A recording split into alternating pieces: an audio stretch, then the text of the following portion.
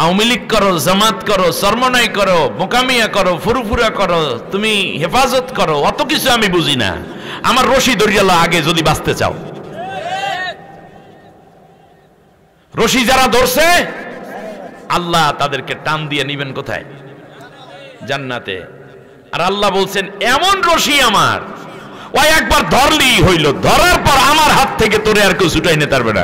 দুনিয়ায় রশি ফেলে মানুষে শক্ত করে ধৈর্য রাখা লাগে, আর আল্লাহ বলেন তুই শুধু রশিটা ধর, পরে কিভাবে বাঁধতে হয় আমি আল্লাহ জানি।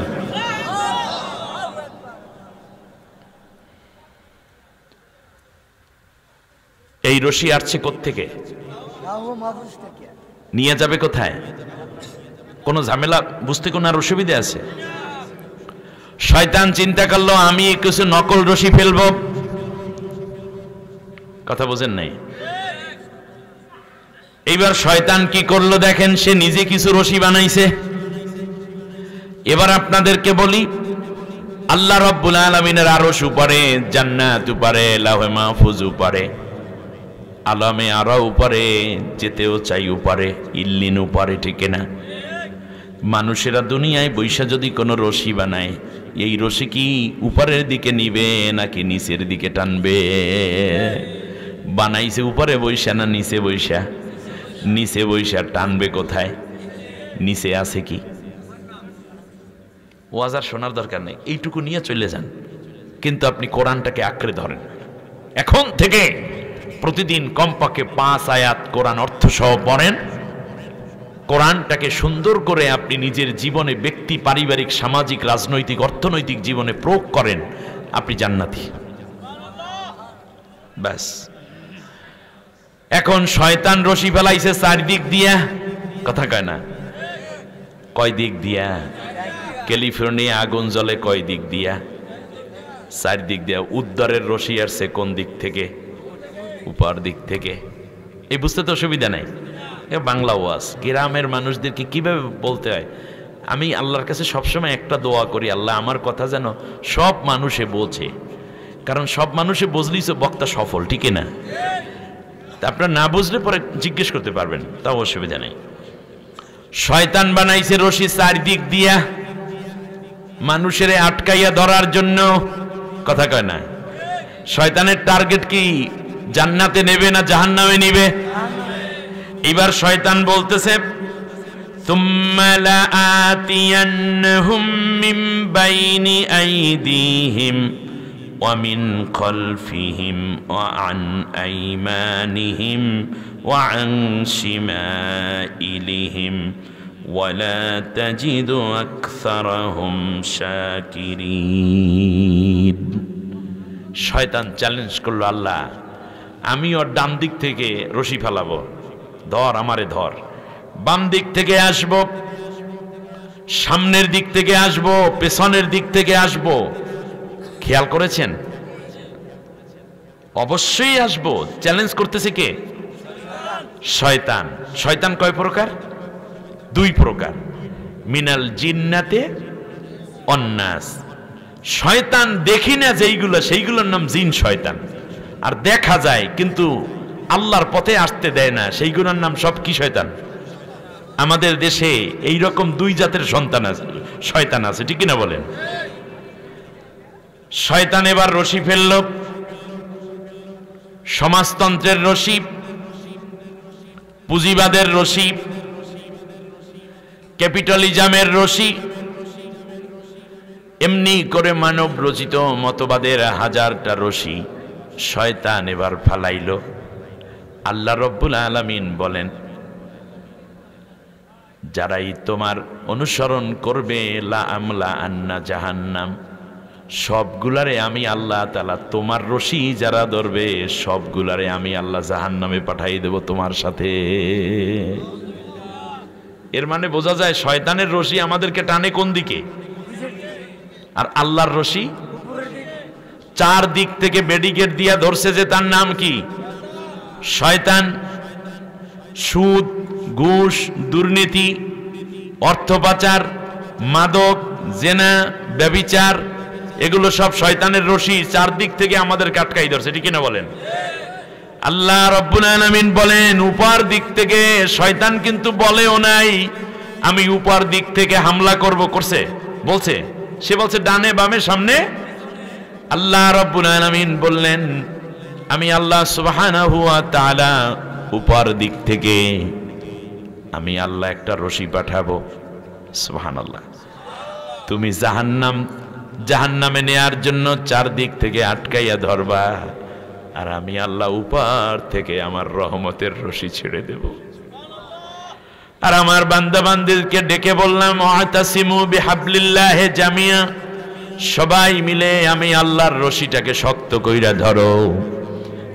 তুই তিন চার দিক থেকে আক্রমণ কইরা আমার বান্দার ঈমান নষ্ট করতে যাইবি, আর আমি আল্লাহ আমার বান্দাকে যারা আমার কোরআনটাকে ধরবে তারে টান মাইরা জান্নাতের মধ্যে নিয়ে আসব। এই জান্নাত, আপনারা তো জান্নাতেই যেতে চান নাকি? এই জান্নাতে যেতে হলে জান্নাত আবার 8 প্রকার। কয় প্রকার? 8 প্রকার। এটাও আল্লাহ তাআলা কোরআনের মধ্যেই বলে দিয়েছে। এই 8 প্রকার জান্নাতের মধ্যে জান্নাতুল আদন, খুলদ, নাঈম, মাওয়া, দারুস সালাম, দারুল করার, দারুল মাকাম, ফিরদাউস। সুবহানাল্লাহ বলেন। কয় প্রকার হলো? 8টা না, 8 প্রকার। যদি 8টা হয় তাহলে আল্লাহ তাআলা কোরআনের মধ্যে সূরা আর রহমানে বলেছেন প্রত্যেক মুমিন নারী পুরুষের জন্য আমি আল্লাহ তাআলা জান্নাত দেব হচ্ছে 4টা করে জান্নাত দেব। সুবহানাল্লাহ। দিয়েই শেষ, বাকিরা কি পাবে? 8 প্রকার। সুবহানাল্লাহ বলেন। জান্নাত কয় প্রকার? 8 প্রকার। এক এক প্রকারে কত হাজার কোটি জান্নাত আছে তা মানুষে জানেন, আল্লাহ ছাড়া কে? সুবহানাল্লাহ।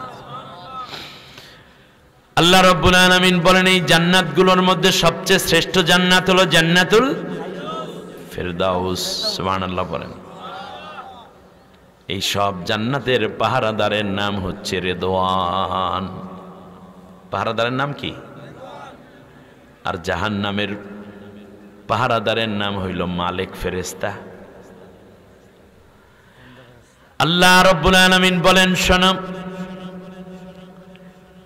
এই জান্নাতুল ফিরদাউসকে আমি আল্লাহ তাআলা খুবই দামি করেছি, অন্যান্য জান্নাতের চেয়েও এটাকে বেশি করে কোয়ালিফাই করেছি। সব জান্নাতই সুন্দর, সব জান্নাত বড় এবং বড় নেয়ামতপূর্ণ, কিন্তু জান্নাতুল ফিরদাউস জান্নাতের সামান্য একটা বর্ণনা দিতে গিয়ে নবী বলেছেন জান্নাতের যে জানালাগুলো আছে, জানালার মধ্যে যে শিকগুলো আছে, শিক চিনেন? রড, লোহা যেটা লাগানো আছে, ওইটা লোহা না, বরং এটা এত দামি, এই পৃথিবী 2 বার বিক্রি করলে যত অর্থ হবে তার চেয়েও বেশি হলো জান্নাতের একটা শিকের দাম। পৃথিবীতে আপনার কয়টা টাকা আছে? আপনার কয় হাজার কোটি টাকার মালিক আপনি। আমাদের দেশের এক চোরায় নাম দিছিল দরবেশ। আহারে, কত বড় ভণ্ড হলে বাংলাদেশের প্রায় 65,000 কোটি টাকা বিদেশে পাচার করেছে। 65,000 কোটি। খেয়াল করেন আপনারা, সংখ্যাটা চিন্তা করতে পারেন? দুর্নীতি করছে এই টাকাটা দেশে রাখলে আমার দেশের লক্ষ লক্ষ যুবকের চাকরি হতো। আপনার কথা বুঝে আসছে আপনাদের? বাংলাদেশের এই ছোট্ট একটা দেশ থেকে অর্থ পাচার করে 52টা রাষ্ট্রে, বিশ্বের 52টা রাষ্ট্রে, এর মধ্যে ক্যালিফোর্নিয়াতেও সর্বমোট বাড়ি বানাইছে 638টা। মাত্র ভূমিমন্ত্রী সে, একজন ভূমিমন্ত্রী 52টা রাষ্ট্রে 630 এর মতো হিসাবে আছে, 632টা বাড়ি বানাই রাখছে। কত বড় নাফরমান হতে, দেশদ্রোহী হতে পারে। এরা নাকি ছিল দেশপ্রেমিক, আর যারা এদেশে হাসপাতাল বানালো, ইসলামী ব্যাংক বানালো, এদেশের মানুষের চিকিৎসা সেবা দিল, এদেশের মানুষের সুখে দুঃখে পাশে দাঁড়ালো, এমপি মন্ত্রী দুর্নীতি যারা একটা পয়সাও করে নাই তারা হয়ে গেল রাজাকার। বর্তমান যুগের পোলাপাইনরা কয় ঠিক আছে আমরা সব রাজাকার, চেয়েছিলাম অধিকার, হয়ে গেলাম রাজাকার। শেষবারে স্লোগান দিয়ে বলছে তুমি কে রাজাকার, আমি কে রাজাকার, বলছে কে? স্বৈরাচার। আপনি দেখেছেন অবস্থাটা কোথায়? এই দরবেশের ধরলো, যাওয়ার আগে কত বড় জ্ঞান পাবি, কি সুন্দর সাদা দাড়ি ছিল। হ্যাঁ, আমাদের এই কি বলবো, হ্যাঁ আমি পারবো না, এটা দুঃখিত, এই কাজটা আমি পারি না, দুঃখিত। এই কাজটা যিনি পারেন তাকে বলবেন, আর আমাকে পরবর্তীতে আনলে এই কাজে আনবেন না, কারণ এটা সব কাম সবাই পারে না। আমি একটা ভালো আলোচনা দিতে পারবো, আল্লাহ যতটুকু তৌফিক দেন। এবারে শুনুন, এই যে মনে করেন আমাদের সভাপতি আমিরুল ইসলাম ভাইয়ের মতো সুন্দর দাড়ি ছিল, সাদা সাদা চুল, সাদা পাঞ্জাবি, সাদা গেঞ্জি, সাদা পাজামা, শেষ পর্যন্ত সাদা দাড়িগুলোরে কামাইয়ে ফেলাইছে। এরপর কি করছে? সাদা চুলগুলোকে কালো করেছে কলব দিয়ে, মোষ কামাইছে। সব কামাইয়া গেঞ্জি পইরা, লঙ্গি পইরা, 15 টাকা দামের পঞ্চ পইরা তারপর রওনা করছে। যেই নৌকায় তারা এইরকম দুর্নীতিবাজ বানাইলো, সেই নৌকায় আবার উঠছে, ধরছে কোস্ট গার্ডে। নেয়ার পরে রিমান্ডে জিজ্ঞেস করলো, যা করছেন করছেন, ওগুলো পাবনে পরে ডিম দিলে সব বাইরেই বেন, অসুবিধা নেই। জিজ্ঞেস করলো যে আপনি এই কাজটা কেন করলেন, দাড়িটা কামাইলেন কেন? পুলিশকে ধমক দিয়ে বলছে তোমাদের মাথায় তো ইসলামিক জ্ঞান নাই। বলে সে কি? বললো যে দাড়ি রাখা সুন্নত আর জীবন বাঁচান ফরজ। আমি ফরজ রক্ষা করার জন্য সুন্নত কামাই গেলাইছি।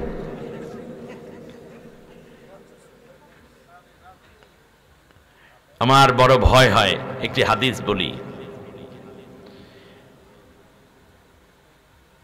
রাসূল সাল্লাল্লাহু আলাইহি ওয়াসাল্লাম বলেছেন, লা তাকুমুস সাআতু হাত্তা তালহাকা কবাইলা মিন উম্মতি বিল মুশরিকিন ওয়া হাত্তা ইয়াবুদুনাল আসনাম। কিয়ামত ততদিন হবে না যতদিন না পর্যন্ত আমার উম্মতেরই একটি দল, সব উম্মত না, উম্মতের একটি কবাইলা মিন উম্মতি, মিন উম্মতিতে বলছে, এখানে তাহলে জুজ করা হয়েছে, যে একটা অংশ করা হয়েছে, পার্ট, আমার উম্মতেরই একটি অংশ কালেমাও পড়বে, আমাকে নবী বলেও বিশ্বাস করবে, নামাজও পড়বে, হজও পড়বে, মাঝে মাঝে উমরায়ও যাবে, তারা হজেও যাবে, মাঝে মাঝে হেজাবও পড়বে, মাঝে মাঝে টুপি পাঞ্জাবিও পড়বে, মাথায় দেখবা পট্টিও লাগাইবে, আমার উম্মত। কিন্তু রাজনৈতিক কারণে কিংবা ক্ষমতায় থাকার জন্য অথবা ক্ষমতায় যাওয়ার জন্য তারা মুশরিকদের সাথে, মূর্তি পূজারীর সাথে একেবারে একাকার হয়ে যাবে। তালহাকা কবাইলা মিন উম্মতি বিল মুশরিকিন। মুশরিক কারা? যারা মূর্তি পূজা করে। মূর্তি পূজারীদের সাথে কি হবে? তাদের একেবারে গলায় গলায় খাতিল হয়ে যাবে। পরের কথাটা আরো জটিল, হাত্তা ইয়াবুদুনাল আসনাম, এমন কি একটা পর্যায়ে তারা মূর্তি পূজা পর্যন্ত শুরু করে দিবে। আপনারা আমার কথা বুঝতে পেরেছেন? তাহলে বোঝা যাচ্ছে এমন একটি পরিবেশ পরিস্থিতির শিকার হয়ে যাচ্ছে আমাদেরই জাতিগোষ্ঠীর মধ্যে একটি সম্প্রদায়, যারা মুসলমানদের চেয়ে মুশরিকদেরকে বেশি ভালোবাসে। বিগত দিনগুলোতে বিএনপি, জামাত ইসলামী, হেফাজতে ইসলাম, চরমনাই সহ বিভিন্ন রাজনৈতিক দল এবং ধর্মীয় নেতৃবৃন্দকে বিভিন্নভাবে মামলা করেছে, করে নেই? করছে, জেল দিয়েছে, রিমান্ড দিয়েছে, এমনকি মাইরা ফলাইছে, ক্রস ফায়ার দিয়েছে, আয়না ঘরে ঢুকাইছে, ফাঁসি পর্যন্ত দিছে। রাজাকার, আলবদর, আলশাম, দেশদ্রোহী, জঙ্গি, কত গালি দিল। শেষ পর্যন্ত বলছে তার দলে না থাকলেই এরা হয়ে গেল পাকিস্তানের দালাল। এইরকম গালি দিয়েছে কিনা? আমি কি ভুল বলতেছি কথাগুলো? পাকিস্তানের দালাল। এত মারলা, এত জেল দিলা, রিমান্ড দিলা, আয়না ঘরে নিলা, মামলা দিলা, ফাঁসি দিলা, কেউ কি পাকিস্তানে পালাই গেছে? তাহলে বোঝা যায় বাংলাদেশে পাকিস্তানের কোনো দালাল কথা বলে না। দালাল থাকলে তো ওই দেশে গিয়ে পালাইতো, আশ্রয় নিত। কিন্তু বাংলাদেশে ভারতের দালাল আছে। বুঝলেন কেমনে? যে যেই দেশের দালাল সে সেই দেশে গিয়ে পালায়। আর আমার দেশে তার পরপরই পানি বন্যা ছাইরা সিলেট, এই কুমিল্লা, ফেনী, চট্টগ্রাম, কক্সবাজার ডুবাই দেয় নাই? আমাদের কন্যা যাওয়ার পর বন্যা আসে নাই? কি কয় না, না কয়? এগুলো ভুলে গেছেন কেন? আমরা দিছি কন্যা, তারা দেশে বন্যা। এখন কিয়ামত পর্যন্ত নাকি ওনাকে রেখে দিবে। ভারতের সবচেয়ে বড় যেই ক্ষতিটা মোদি করে গেল, মোদি সরকার, সেটা হচ্ছে বাংলাদেশের এত বড় খুনি, এত বড় দুর্নীতিবাজ, এত বড় স্বৈর শাসককে তাদের রাষ্ট্রে আশ্রয় দেওয়ার কারণে বাংলাদেশ সহ তাম বিশ্বের সাথে ভারতের পররাষ্ট্র নীতির চরম বিপর্যয় দেখা দিয়েছে।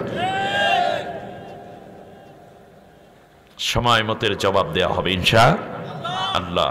সম্মানিত ভাইরা, সব জান্নাতের মধ্যে সেরা জান্নাত যেটা, তার নাম জান্নাতুল। আল্লাহর নবী বলেছেন, যখন তোমরা আল্লাহর কাছে জান্নাত চাইবে তখন জান্নাতুল ফেরদাউসি চাইবে। সুবহানাল্লাহ বলেন। কোন জান্নাত? জান্নাতুল। এই জান্নাতুল ফেরদাউসে আপনার স্টেশন আছে না, রশি ধরে যখন টান দেবে 8 স্টেশনের লোকদেরকে আল্লাহ নামাই দেবে। সুবহানাল্লাহ করেন। যে যেই যোগ্যতায় তাকে সেই স্টেশনে নামাই দেওয়া হবে। সুবহানাল্লাহ করেন। আপনারা কি নিচে পড়তে চান না উপরে উঠতে চান? এই তো বুঝতে পারছেন। ওয়াজ যে মনে থাকে, খালি ভুলে যায়। কয় বেটা হুজুর আনছিল, ওয়াজ করছে কঠিন। কি ওয়াজ করছে? কার বেটা জীবনে কোনোদিন এই ওয়াজ আমি শুনিনি। এত চমৎকার কথা, যেমন কণ্ঠ তেমন দলিল তেমন যুক্তি। আরে ভাই, মানুষ পাগল হয়ে গেছে ওয়াজ শুনতে শুনতে। কয় ভাই কি ওয়াজ করছে সেই দেখো। তা তো মনে নেই। এইরকম যেন না হন। এক জান্নাত বোঝাতে গিয়ে এতগুলো কথা বললাম। এইবার জান্নাতে রওনা করছেন। কোন স্টেশনে থামতে চান? 7টা কাজ করতে হবে। কয়টা? 7টা কাজ যারা করবে তারা জান্নাতুল ফেরদাউসে যাবে। সুবহানাল্লাহ বলেন।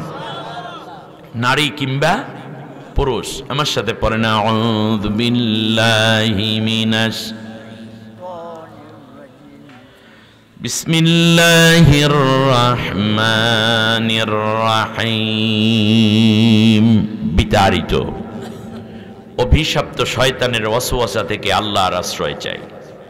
আমাদের আশ্রয়দাতাকে, প্রশ্রয়দাতাকে, মুক্তিদাতাকে, রক্ষাকর্তাকে, পরম করুণাময় অসীম দয়ালু আল্লাহর নামে শুরু করছি। قد أفلح المؤمنون الذين هم في صلاتهم خاشعون والذين هم عن اللغو معرضون والذين هم للزكاة فاعلون والذين هم لفروجهم حافظون إلا على أزواجهم أو ما ملكت أيمانهم فإنهم غير ملومين فمن ابتغى وراء ذلك فأولئك هم العادون والذين هم لأماناتهم وعهدهم راعون والذين هم على صلواتهم يحافظون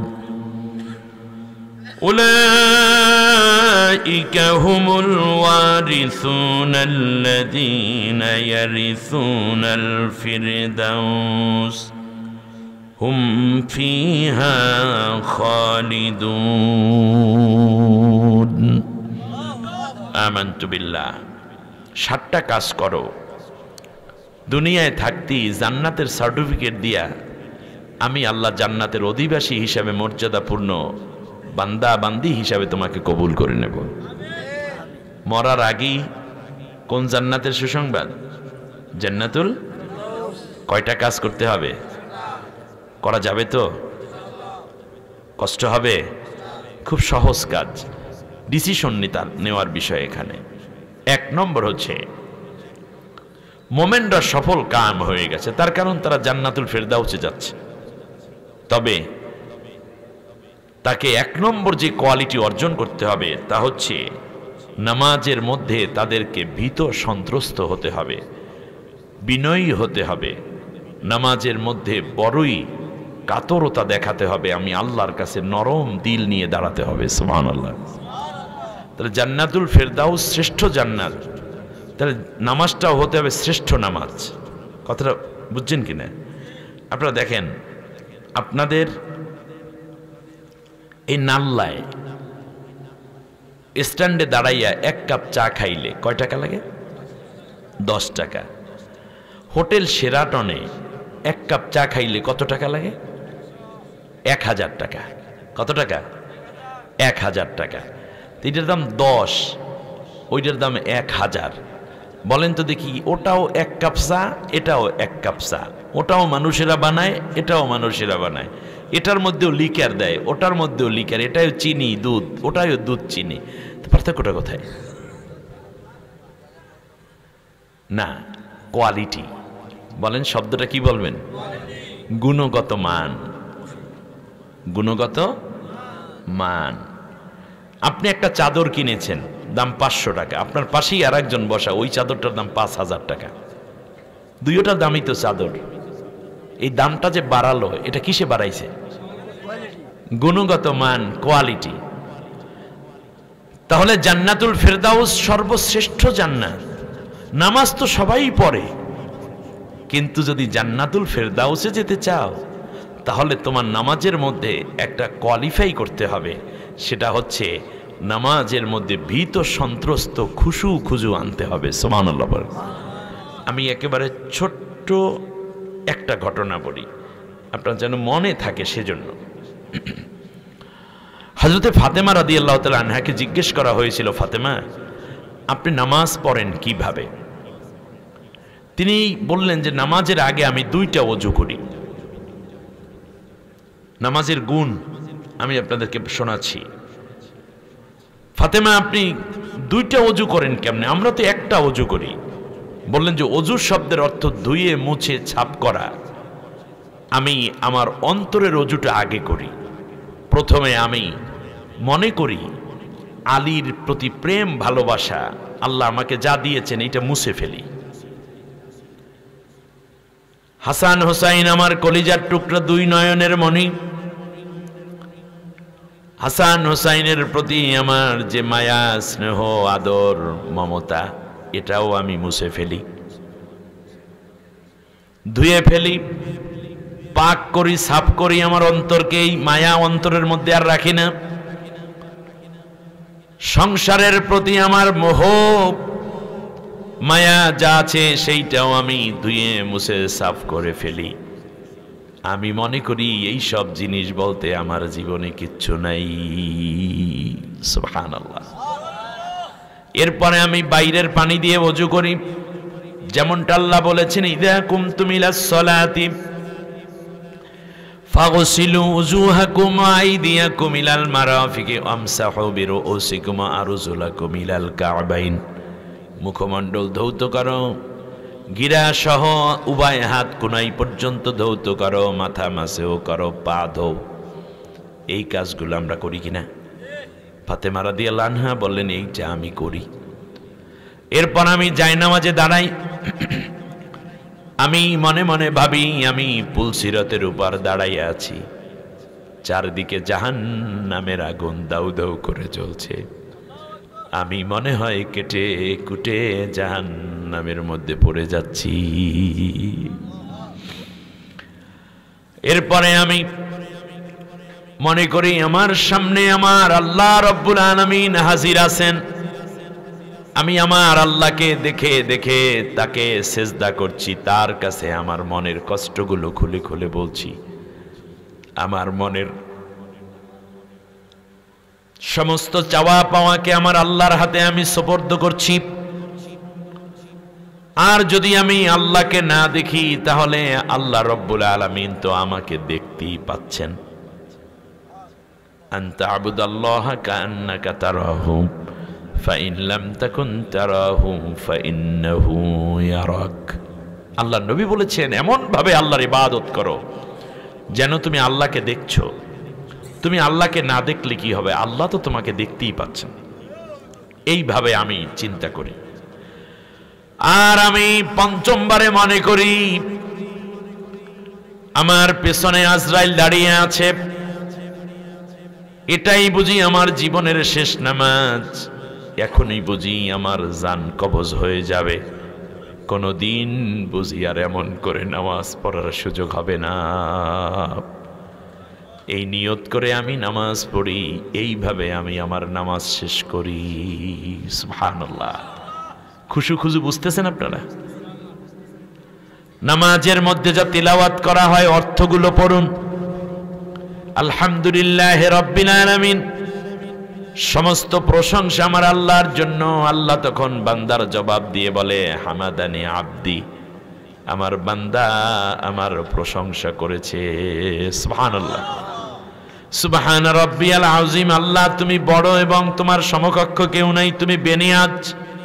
রব্বানা লাকাল হামদ সামি আল্লাহু লিমান হামিদা। আল্লাহর প্রশংসা যে ব্যক্তি করবে আল্লাহ তা অবশ্যই শুনতে পান। আপনিও বলুন আল্লাহ আমি তোমার যা প্রশংসা করি তুমি নিঃসন্দেহে শুনতেছো। রব্বানা লাকাল হামদ, ও আমাদের মালিক তোমার জন্যই আমরা প্রশংসা করি। এমনি করে নামাজের প্রত্যেকটা দোয়া কালাম সূরা কেরাতের অর্থ আপনি যদি জানেন, নামাজের মধ্যে মন বসবে নাকি বসবে না? তাড়াহুড়ো আর আসবে না। ইমাম সাহেব এত বড় লম্বা সেজদা কেন দিল, এই চিন্তা আপনার মাথার ভেতর আসবে। বরং মন চাইবে আরেকটু সেজদাটা লম্বা হওয়া উচিত। বাদশাহ হারুনুর রশিদ নাম শুনেছেন আপনারা? ছদ্মবেশে তিনি প্রতি বছর 1 মাসের জন্য প্রজাদের অবস্থা দেখতে বের হতেন। সাথে তার অর্থমন্ত্রী এবং বডিগার্ড একজন নিরস্ত্র, অস্ত্র একেবারে লুকিয়ে রেখে নিয়ে যাচ্ছেন। তিনিও কোনো বেশভূষা নাই, সাধারণ এক পথিকের মতো যাচ্ছেন। এক অঞ্চল থেকে আর এক অঞ্চলে যেতে মাঝখানে একটা বন আছে। এরকম হয় না, এক এলাকা থেকে আর এক এলাকায় নদী পড়ে অথবা বন অথবা ব্রিজ, এরকম হয় না? বলে যে ওপারটা হইল কুমিল্লা, এইটা হইল ফেনী, এবার বলে না? এইরকম একটা নিদর্শন। মাঝখানে আসর ওয়াক্ত হয়ে গেছে জঙ্গলের মধ্যে। তো নিয়ম হচ্ছে যদি কারো পানি না থাকে তাহলে তায়াম্মুম করে নামাজ পড়তে পারবে, কিন্তু অপেক্ষা করবে শেষ ওয়াক্ত পর্যন্ত যদি পানি পাওয়া যায়। বনের মধ্যে পানি তালাশ করছে 3 জন মানুষ, খুঁজে পাচ্ছে না। হঠাৎ করে দেখতে পেলেন একজন কাঠুরিয়া বনের মধ্যে কাঠ কেটে কাঁধের মধ্যে কুড়াল, মাথার মধ্যে কাঠের বোঝা নিয়ে যাচ্ছে। উঠে ঘোড়ার পিঠে 3 জন ডাক দিল আসসালামু আলাইকুম। কাঠুরিয়া এইভাবে বোঝাটা নিয়ে একটু উঁচু করে, বোঝা লইলে কিন্তু উপরের দিকে তাকান মুশকিল, যেহেতু ওনারা ঘোড়ার পিঠে ওয়ালাইকুম আসসালাম বলছে। বলল যে কাঠুরিয়া নামাজ পড়েছ? বলল যে না, আমি তালাশ করতেছি আর 2-3 জন পাইলে জামাতে নামাজ পড়বো, এই জন্য বনের মধ্যে লোক খুঁজতেছি। এ পৃথিবীতে যে যেরকম মানুষ সে সেই রকম মানুষ তালাশ করে। যারা পাবজি খেলে তারা পাবজির গ্রুপ তালাশ করে, যারা গাঁজা খায় তারা গাঁজাখোর তালাশ করে, যারা তাস খেলে 2 জন হইলে দেখে আর 2 জন পাওয়া যায় কিনা, 3 জন হইলে আর 1 জন খোঁজে। আর যারা নামাজি তারা দেখে 2 জন আসি, দেখি আর 1 জন পাই কিনা। সুবহানাল্লাহ। আপনি কি খুঁজবেন এখনই সিদ্ধান্ত নিতে পারেন। আমরা নেককারদেরকে খুঁজতে থাকবো। আল্লাহ কবুল করুন, বলেন আমিন। আমার ভাইয়েরা, এক পর্যায়ে কাঠুরিয়া একথা বলার পরেই ওনারা ঘোড়ার পিঠ থেকে নামলেন। কাঠুরিয়া আল্লাহ বোঝাটা ধরে নিচে নামাইলো। কাঠুরিয়ার ঘাম পড়ছে দর দর করে। বলল কাঠুরিয়া তোমার কি অজু আছে? বললো হ্যাঁ আমার তো অজু আছে। বলে আমাদের তো অজু নাই, একটু এই দিকে পানি আছে কিনা জানো? বলল কি বলেন, আপনাদেরকে দেখতে শুনতে কত পরহেজগার আলেম মনে হয়, আমার এই 54 বছর বয়সে কোনোদিন শুনি নাই যে একজন মোমেন অজু ছাড়া কেমন করে সফর করে। নবীজি বলেছেন যারা সবসময় অজুর সহিত থাকবে কবরের আযাব আল্লাহ তাদের জন্য নিষিদ্ধ করে দিবেন। ঘুমানোর সময় যারা অজু করে ঘুমাবে তাদের রুহগুলো আল্লাহর আরশের নিচে গিয়ে আশ্রয় নিবে, আর যারা অজু ছাড়া ঘুমায় তাদের রুহগুলো উদ্ভ্রান্তের মতো ঘুরতে থাকে এই ভূখণ্ডের মধ্যে, এই ভূমণ্ডলে। ঘুম ভালো হয় না, আজে বাজে স্বপ্ন দেখতে থাকে তারা। অজু করে ঘুমাবার চেষ্টা করবেন। অজুর সাথে যারা থাকবে শহীদের মর্যাদা আল্লাহ তাদেরকে দান করবেন। এর চেয়ে বড় কথা তো আর হতে পারে না। সুতরাং আমরা চেষ্টা করব সবসময় অজুর সহিত থাকতে। আল্লাহ কবুল করুন। পানি পান নাই, তায়াম্মুম করে নেন। বলল যে কাঠুরিয়া অজুর পানি দরকার, তোমার সন্ধানে থাকলে বলো। বলল যে আমাদের বাদশাহ হারুনুর রশিদ গত বছর 100টা কূপ খনন করে দিয়েছে এই বিশাল জঙ্গলের মধ্যে পথিকদের জন্য। ওই যে বড় একটা পারকুনি গাছ দেখেন, ওই গাছটার নিচে একটা কূপ আছে, ওখানে বালতি রাখা আছে, গিয়ে অজু করে আসতে পারেন। বাদশাহ হারুনুর রশিদের মতো বাদশাহ হয় না। এই কথা কইয়া একটু প্রশংসা করে দিলেন বাদশাহ। তার কারণ বাদশাহ যখন ভালো হয় প্রজারা তখন দোয়া করে, আর বাদশাহ যখন খারাপ হয়, জালেম হয়, তখন তার পরাজয়ে সবাই আলহামদুলিল্লাহ পড়ে। ঠিক না বলেন? আল্লাহ তাআলা কোরআনের মধ্যে বলেছেন ফাকুতিয়া দাবিরুল কওমিল্লাযিনা যালামু আলহামদুলিল্লাহি রাব্বিল আলামিন। জালেম সরকার যেদিন বিদায় হয় কেউ ইন্না লিল্লাহ পড়ে না, সবাই বলে আলহামদুলিল্লাহি রাব্বিল। আপনারা কি পড়ছিলেন? মাশাআল্লাহ। এবারে আসি গোড়ার দিকে। অজু করে এসে বাদশাহ হারুনুর রশিদ বলতেছে, এই কাঠুরিয়া তুমি ইমামতি করো। বলল যে কি বলেন, আপনারা আলেম মানুষ, পরহেজগার মানুষ, আপনারা ইমামতি করেন? বলল যে না, তুমি ইমামতিটা করো। কেন? ওই যে একটু পরহেজগারিতা, অজুর সহিত থাকে লোকটা, খেয়াল করছেন কিনা আপনারা?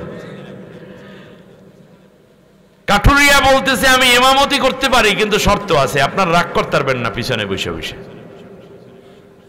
বলছি মিয়া 4 রাকাত নামাজ, রাগের কি আছে?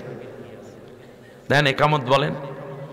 একামত বলছে তো 4 রাকাত নামাজে যখন সালাম ফেরালো কাঠুরি তো মুকিম, এই জন্য সে 4 রাকাত পড়ল। সূর্য ডোবার কিছু মাত্র বাকি আছে, প্রায় আধা ঘন্টার বেশি সময় লাগাইছে। লাগার কথা 10-15 মিনিট, 10 মিনিটের বেশি তো 4 রাকাতে ইমামরাই লাগায় না, আপনারা লাগাইবেন কি? এরপরেও কিছু মুসল্লিরা পিছনে বসে সিগন্যাল লাগায়, ঠিক না? এই শেষ পর্যন্ত কাঠুরিয়াকে ধরলো বাদশাহ হারুনুর রশিদ। এই মিয়া নামাজ জীবনে পড়ছো না, এই প্রথম? বলল পথিক আগেই বলছিলাম মাইন্ড হবে। 4 রাকাত নামাজে তুমি কি কি চিন্তা করছো? এত টেনশন কেন তোমার?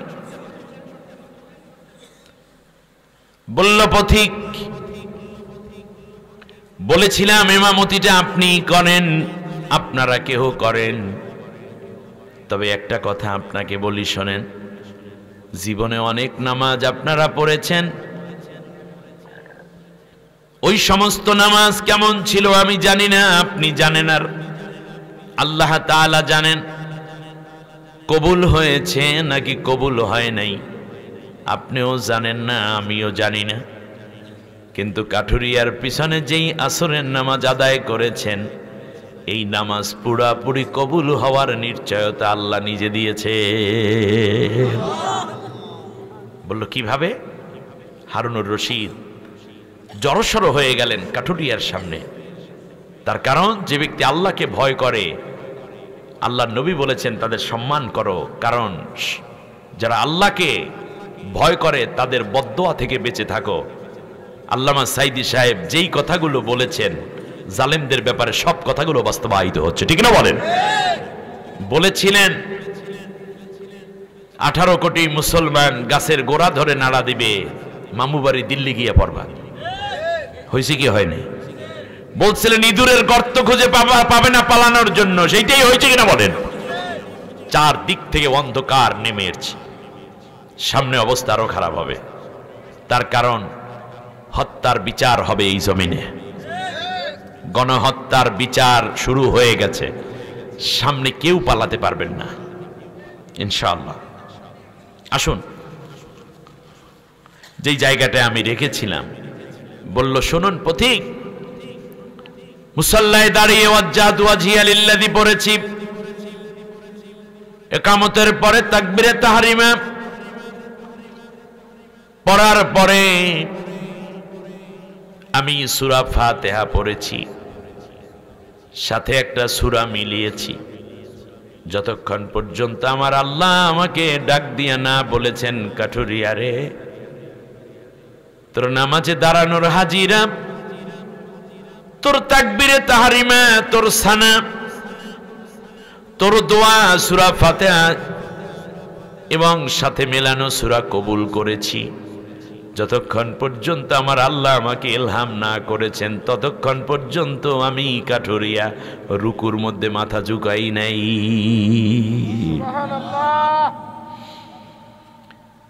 রুকুর তাসবিহ পড়েছি, সুবহান রাব্বিয়াল আযীম ওয়া বিহামদিহি বলেছি। যতক্ষণ না আমার আল্লাহ আমাকে বলেছেন, কাঠুরিয়া রে, তোর রুকু আমি আল্লাহ মঞ্জুর করলাম, ততক্ষণ পর্যন্ত আমি সামি আল্লাহু লিমান হামিদা বলে মাথা উঁচু করি নাই। এমনি করে করে প্রত্যেকটা আরকানের মধ্যে আমি আমার মাবুদের ইশারা তালাশ করেছি, অপেক্ষায় ছিলাম, যতক্ষণ পর্যন্ত আমার আল্লাহ আমার নামাজের পূর্ণ কবুলের স্বীকৃতি না দিয়েছেন, ততক্ষণ পর্যন্ত আমি কাঠুরিয়া ডানে বামে সালাম ফিরাই নাই। অপথিক জীবনে বহু নামাজ পড়েছেন, কবুল হয়েছে কিনা জানি না, কিন্তু আজকের নামাজ আল্লাহ রব্বুল আলামিনের দরবারে মকবুল হয়েছে, কবুল হয়ে গেছে। খুশু খুজু ইমাম সাহেব কয় সুবহান রাব্বিয়াল আলা, আর মুসল্লি উঠাইয়া বাক্সের দিকে চায় জোতা কোন জোড়া বালা। এইরকম নামাজ না, এ সমস্ত নামাজীদের জন্য জাহান্নাম। ফাওয়াইলুল লিল মুসাল্লিন আল্লাযীনা হুম আন সালাতিহিম সাহুন। নামাজের মধ্যে যারা অমনোযোগী হয়ে পড়ে, এক বন্ধু আরেক বন্ধুরে খোঁচা মারে, একজনে আরেকজনের সাথে কথা কয়, তাশাহুদের মধ্যে কল আসছে, মোবাইলটা ফ্যান খুললে এই শোন, এখনো সালাম ফিরাই নেই, পরে কল দিস। বুঝতে পারছে, এখনো সালাম ফেরাই নাই, এইটা আবার ফোনে কইয়া দিছে রিসিভ করে। আত্মাহিয়া তো পড়তে আছি, সালাম ফিরাইয়া কল দেবো অনে, এখন রাখ, মোবাইল রেখে দিছে পকেটে। নামাজ আছে, কথা বলে না। এরকম নামাজই আছে। নামাজ বিনয়ের সাথে, গভীর মনোযোগের সাথে আদায় করতে হবে। আল্লাহ আমাদের কবুল করুন। তাহলে ওই কোয়ালিটি যেই নামাজে থাকবে, ওই নামাজই যাবে কোথায়? ওয়াল্লাযীনা হুম আনিল লাগওয়ি মুরিদুন। বেহুদা কথা থেকে, অপ্রয়োজনীয় কথা থেকে, গীবত থেকে, চগলখুরি থেকে যারা নিজেদেরকে হেফাজত করবে, তাদের জিহ্বাকে পারবেন? আপনি দেখবেন আপনার কথা 90% কমে গেছে। গীবত করবেন না, ঝগড়া করবেন না, মিথ্যা বলবেন না, গালিগালাজ করবেন না, মানুষের পিছনে পিছনে দোষ বলে বেড়াবেন না, বানাইয়া বানাইয়া মানুষের বিরুদ্ধে কোনো তথ্য দিবেন না। এরপরে আল্লাহর জিকির করবেন জিহ্বাটা দিয়ে, সত্য কথা বলবেন।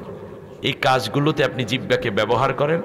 আর বাজে কথা, মিথ্যা কথার কোনো আপনি ব্যবহার করেন না জিহ্বাটাকে, আপনি দেখবেন আপনি জান্নাতুল ফিরদাউসের মানুষ হয়ে গেছেন। সুবহানাল্লাহ বলেন।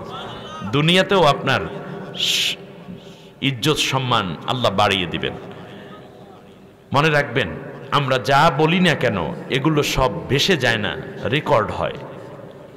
মা ইয়ালফিযু মিন কাওলিন ইল্লা লাদাইহি রাকীবুন আতীদ। তুমি যা বলো না কেন সব রেকর্ড হয়ে থাকে। একদল ফেরেশতারা সব রেকর্ড করে রাখে।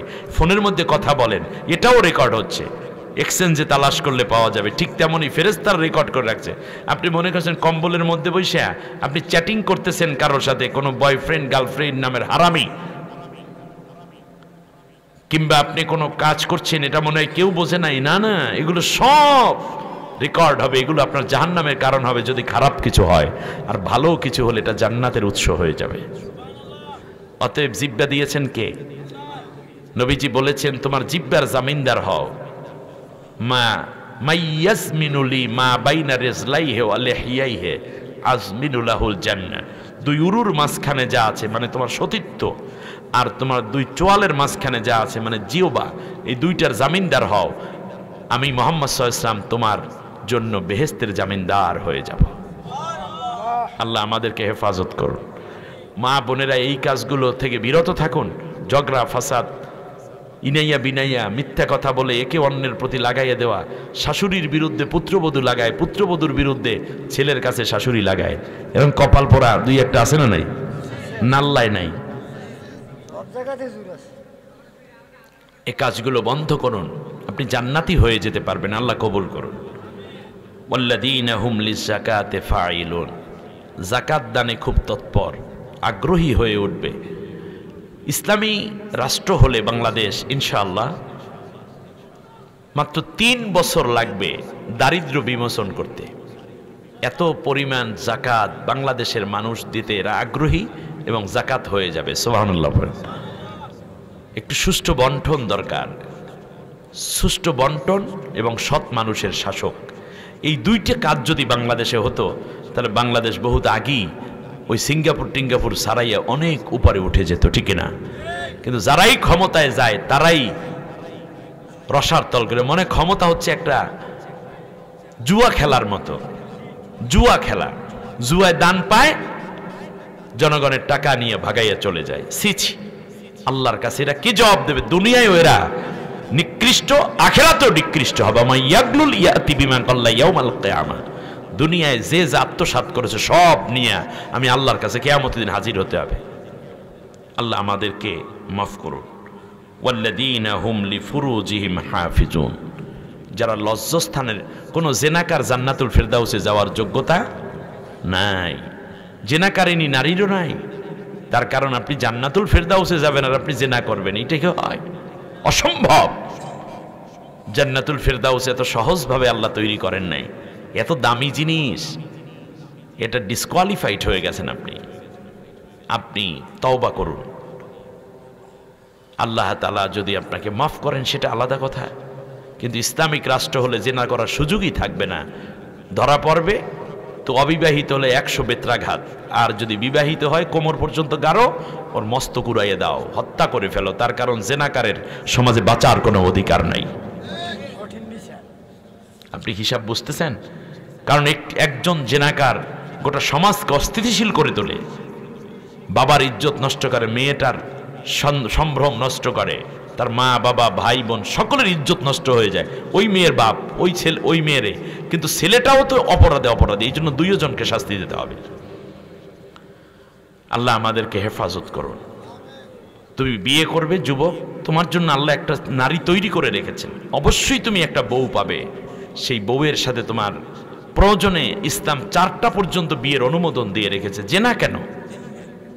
মেয়ে তুমি ধৈর্য ধারণ করো, দেখবে অবশ্যই আল্লাহ সুবহানাহু ওয়া তাআলা তোমাকে ভালো একটি স্বামী দিবে। এবং আল্লাহ ওয়াদা করেছেন যারা সৎ পুরুষ তাদের জন্য সতী নারী।